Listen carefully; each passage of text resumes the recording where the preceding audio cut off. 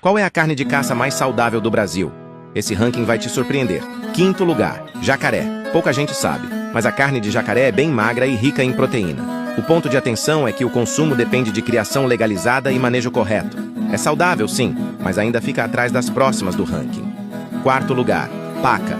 Aqui o sabor começa a falar mais alto. Carne macia, muito apreciada, boa fonte de proteína.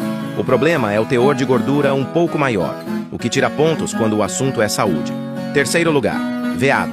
Agora o nível sobe. Carne extremamente magra, altíssima em proteína e baixíssima em gordura saturada. É uma das carnes mais saudáveis que existem. Segundo lugar, queixada. Mais magra que a carne suína comum, rica em proteína e ferro, com sabor forte e carne firme. É muito nutritiva, mas ainda perde para a campeã no perfil de gordura. Primeiro lugar, capivara, a campeã absoluta. Carne vermelha, macia, pouquíssima gordura, colesterol baixo e perfil nutricional que lembra peixe de água doce.